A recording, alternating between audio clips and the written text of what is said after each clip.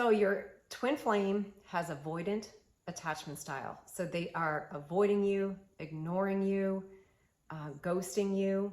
And from everything that you may have read about this online, this is a deep-rooted inner child wound or trauma. But if you stay tuned during this video, I'm going to show you what the biggest fears are for someone that has avoidant attachment and how you can actually heal this, because this is definitely something that can be healed. And so stay tuned. So at the core, someone that has avoidant attachment style has a fear of rejection and a fear of being abandoned. So that's everything that I'm going to talk about with their fears. It all comes down to this root of feeling like they will be rejected and they will be abandoned if they allow anybody to get close enough to them and they see who they truly are at their core, that you will reject them and abandon them. So that's what's at the core root of all of these fears that we're going to discuss. They associate emotional closeness and being vulnerable with not being safe.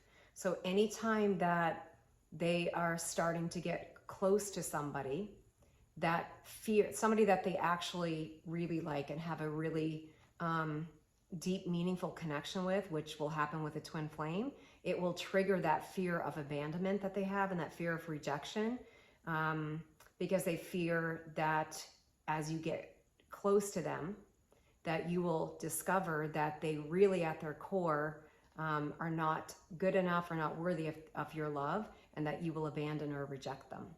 So anything that is going to bring up these deep emotions for them is going to cause them to feel very, very unsafe. So the second fear is feeling like you are not good enough. So we talked about this a little bit in the first fear, but at the core root, they feel not lovable, not worthy, not good enough.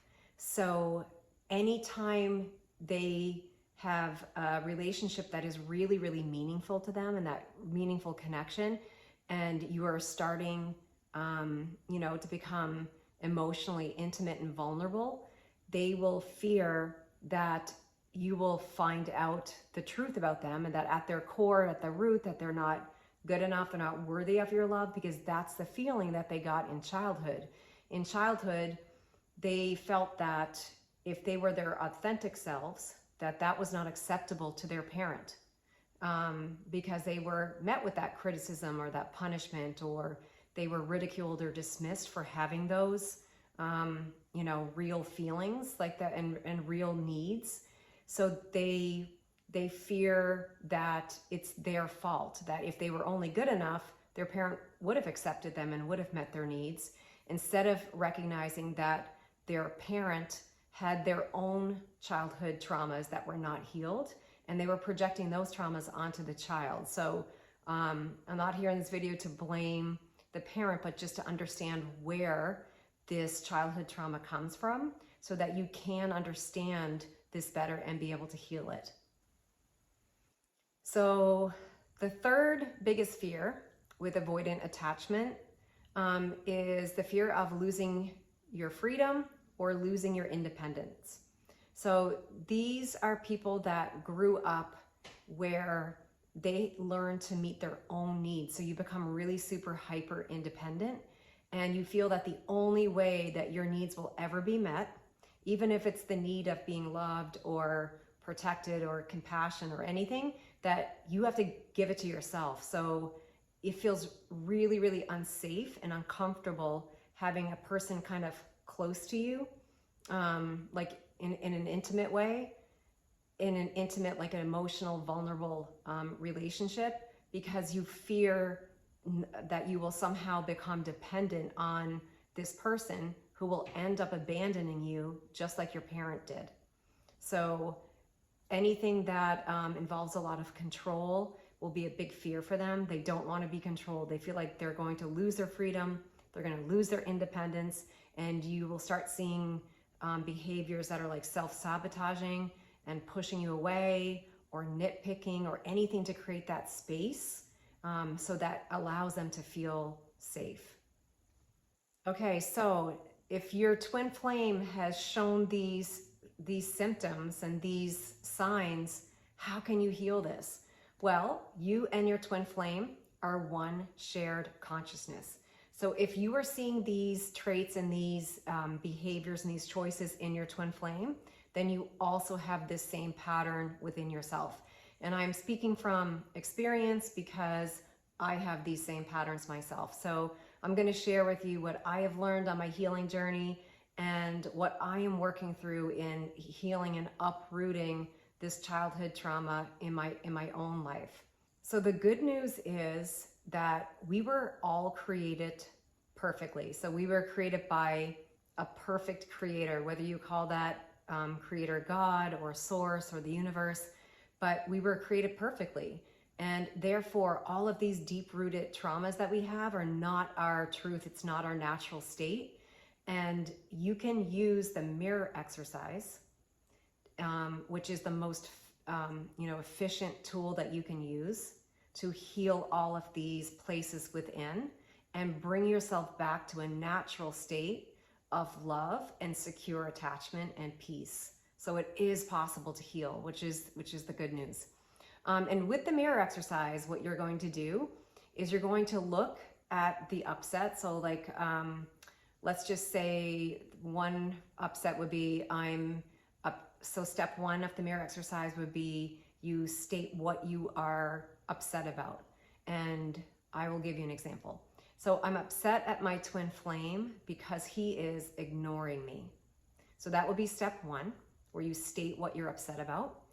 Step two is you change all the nouns to pronouns, because anything that you're experiencing is something that you are actually have within your own consciousness, that you have that pattern within your own consciousness. So in this particular case, you would flip those nouns to pronouns, and it would be, I'm upset at myself for ignoring myself. And step three would be, is there any truth to that? And if you're experiencing anything in your reality that's triggering you, and your twin flame is created to be your mirror. So they are not showing you these things to torture you or torment you. They're showing you this so that you can almost like have a highlighted view of areas within your own consciousness that are not aligned with love and the truth. So you would look within and you would see, where are you ignoring yourself? So in my case, I was ignoring like my divine self. I was ignoring my authentic self.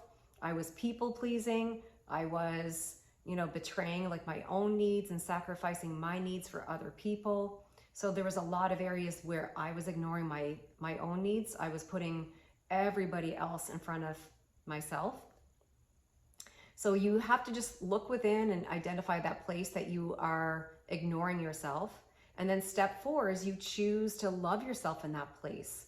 So if you were sacrificing your own needs for everybody else, so you were like going around with an empty cup and never filling up your inner well, for example, then you would choose to love yourself in that place. Like you just visualize, your adult self giving your inner child like a big hug, and that safety and that reassurance and that love and that compassion that your inner child is really looking for there. And you make a new choice here. You're like, I choose to meet your needs, and I choose to love you, and I choose to I choose to put your needs before the needs of all others. And you visualize, loving that part of yourself until that part of yourself, melts back into you, because it's a part of you that has kind of come separate from who you truly are at your core. So you can look at all of these upsets that you have and you can heal them. So again, like what you're seeing in the avoidant of numbing out, if you choose to numb out, then you will never be able to heal anything. So if you realize, and this was a big thing for me to realize, I felt really powerless. I wanted to avoid and numb out because I felt, as a child, anytime there was conflict or you know, I had any sort of needs or any like disagreement, it always resulted in my needs not being met and me being dismissed or somehow punished. So I felt powerless. I felt like there's no point. Like conflict to me, I would associate conflict with like boom, boom, boom, boom, my needs not being met, and I'm gonna feel like really crappy about myself and like there's something wrong with me. And so it's pointless to do that. So I just learned to numb out. But if you realize that your relationship with your twin flame, it's a divine relationship. So it's actually God loving you, and your relationship with God is safe. Like God is not going to abandon you. God is not going to reject you. God's going to accept you authentically for who you are. So that core wound that you felt like you would be rejected, your twin flame will never reject you if you are not rejecting yourself, because you're one and you're making that choice as one.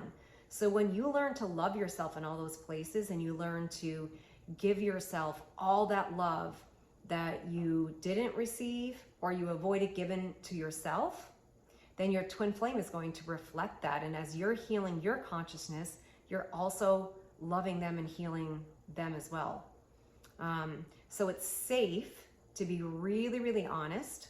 And that's one of the keys on the twin flame journey. You need to be honest. And you need to be honest with what your real feelings are and what your real traumas are, but knowing that you have the power to heal them, and like love can heal that. So that's the first thing. And if you look at that, where that core root comes from, where you feel like you're going to be rejected or abandoned, that comes from this core belief, which is an illusion, it's not even true, that you're not worthy, you're not lovable, something's wrong with you, you're not good enough. But that's actually not the truth, because like we said at the beginning, you were created perfectly. So therefore, at your core, you believed that someone's going to, you know, get close to you, your twin flame's going to become close to you, and they're going to realize, oh my gosh, this person's not good enough, and they're not worthy, and they're not lovable, there's something wrong with them. But that is an illusion. It's not even the truth.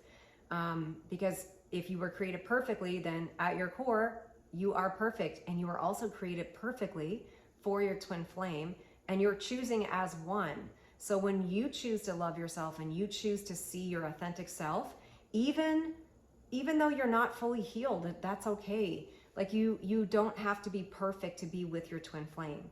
You have to accept yourself as you are though now, like accept the person that you are now and accept the person that you are becoming, and that you choose to partner together to continue to evolve and grow and heal your shared consciousness.